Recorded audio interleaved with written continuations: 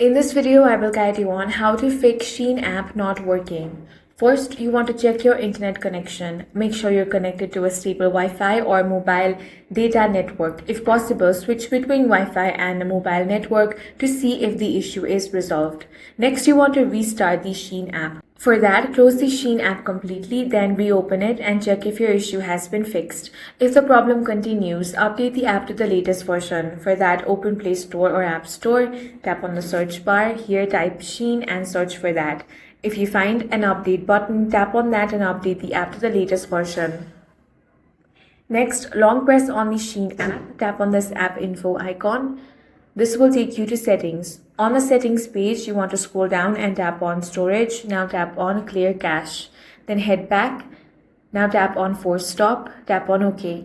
Now open SHEIN and check if the issue is fixed. If not, then the last thing you can do is reinstall the application. For that, uninstall SHEIN. Once you have uninstalled it, open Play Store or App Store and reinstall it again. That should fix this problem. That's it for this video. If you found it useful, make sure to hit the like button and subscribe for more videos like this.